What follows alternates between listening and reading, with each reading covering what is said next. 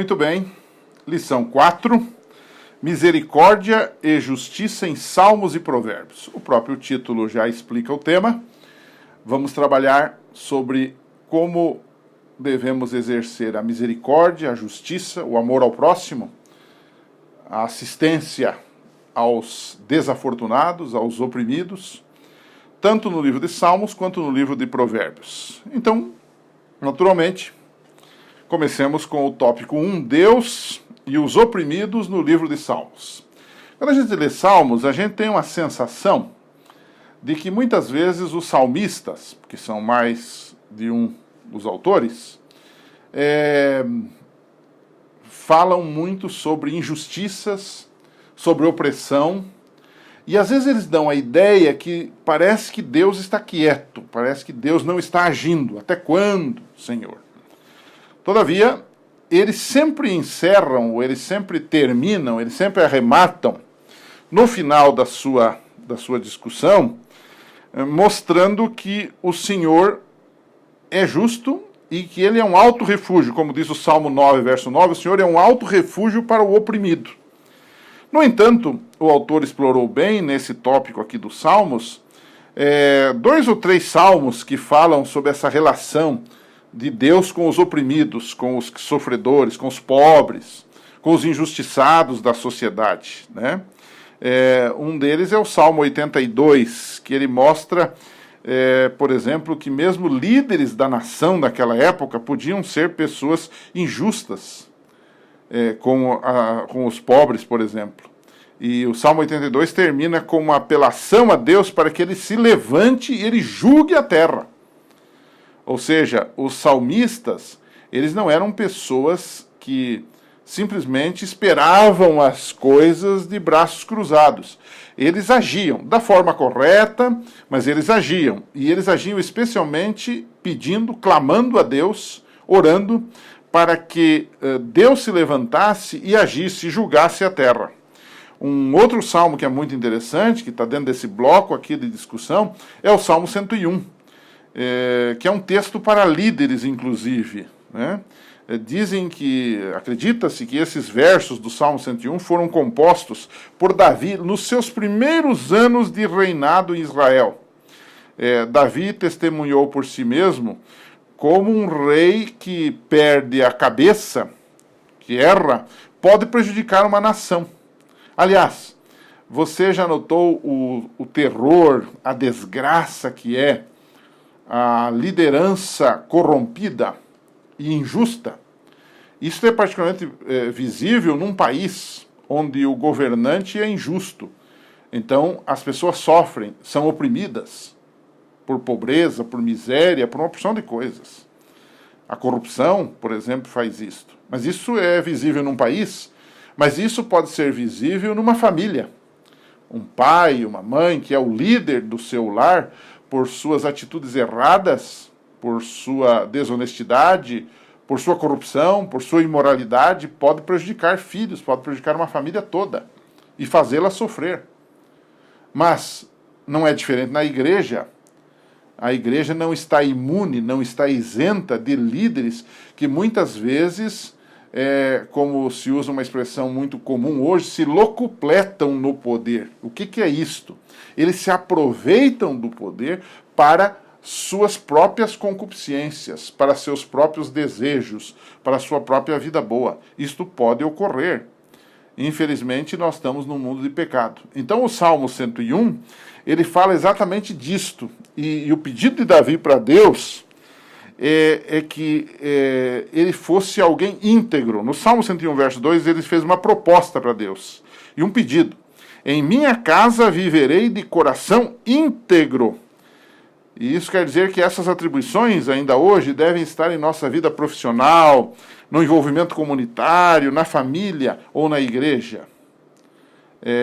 Essa é uma boa recomendação para todos os que trabalham em diferentes áreas, inclusive na área social, sendo honestos ao arrecadar dinheiro, ao arrecadar coisas, honestos na aplicação disso, desenvolvendo exatamente aquilo que prometeram, não arrecadando aqui e colocando em lugares que não deveriam ser colocados. É isso que o Salmo 101 está dizendo isso. Administrar para o bem, administrar para a justiça, administrar com equidade, com justiça. Agora, no Salmo 146, nós já temos um outro aspecto dessa relação de Deus com os oprimidos. Essa dimensão especial do Salmo 146, ele pode ser resumido da seguinte forma. Uma forma de encontrar Deus é participar do que ele faz. E o que o Salmo 146 diz que Deus faz? Versos 7 a 9, depois você lê na sua Bíblia.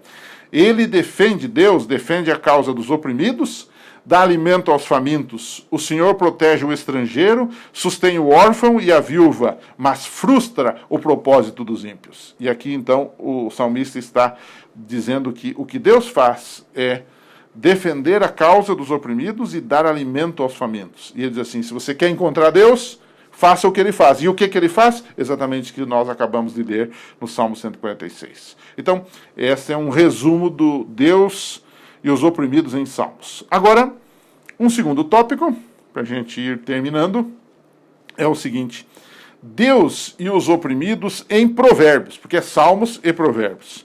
Provérbios enfatiza sempre aquela preocupação e atenção que Deus tem para com os pobres e vulneráveis.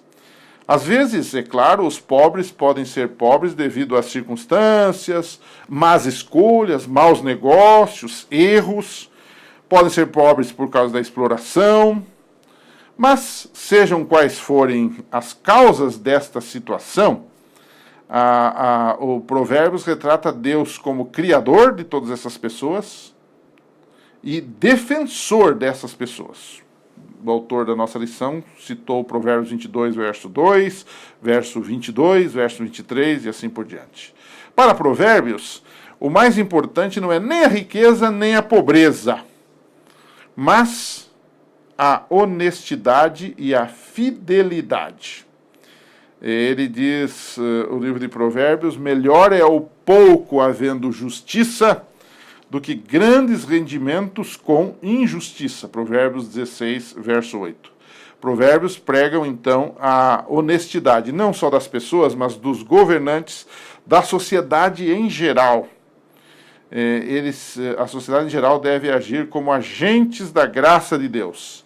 E ele sempre prega uma coisa muito importante, que é a compaixão pelos necessitados. Um texto, por exemplo, de Provérbios 8, 15, fala exatamente dessa questão de se compadecer, de dar aquilo que temos para as pessoas que mais precisam, de fato, de forma prática, dispensar amor e solidariedade às pessoas. E aí, terminando essa semana, nós podemos fazer uma pergunta: o que está ao meu alcance para ajudar os necessitados? Nós, às vezes, terceirizamos essas coisas. É muito comum a gente ver na própria igreja gente que diz assim: olha, nós temos lá a ADRA, qualquer coisinha você encaminha lá para assistência social, eles vão dar uma cesta básica para você. Alguns acham que a igreja é meio mágica, tem todas as soluções para todos os problemas de todas as pessoas. Se ele está doente, a igreja vai pagar a consulta dele, vai pagar os exames, e a igreja, em algum momento, pode ajudá-lo, mas nem sempre isso é possível do ponto de vista matemático e financeiro. Agora, o que eu pessoalmente estou fazendo? Ao que eu leio na Bíblia, e ao estudar a lição desse trimestre, isso ficou ainda mais claro para mim, é que a Bíblia não fala exatamente de um amor institucionalizado.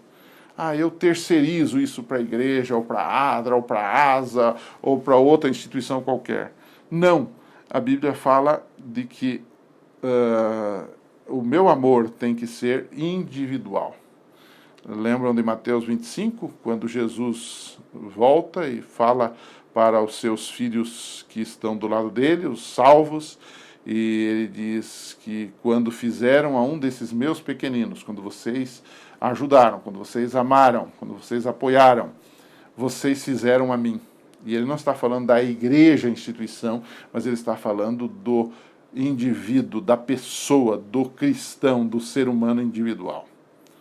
Que Deus te abençoe. Semana que vem estamos de volta aqui nesse canal. Anuncie aos seus amigos e fale desse canal e que ele seja uma bênção na sua vida e na vida da sua unidade da Escola Sabatina.